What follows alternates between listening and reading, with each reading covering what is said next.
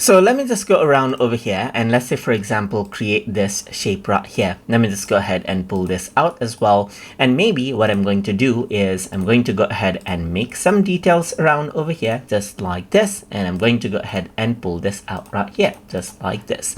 And let me just go around over here onto this particular, let's say, for example, pencil mark right here. And let me just go ahead right here and add in some more details. So now as I do this, what actually happens is that you see that you see the edges around over here from this side, but you don't actually see the edges behind.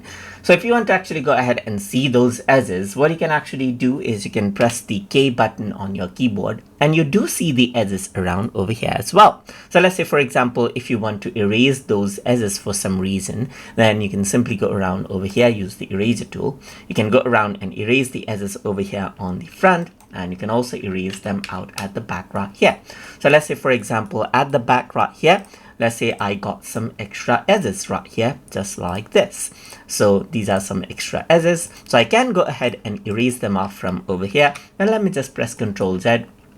I can actually see them off from the front as well as I press the key. So now you can go ahead and click and drag over them to erase them out as well. So you can press K to hide them or press K to go ahead and see them just like that as well. And that is how you can see the inside and outside edges inside of SketchUp.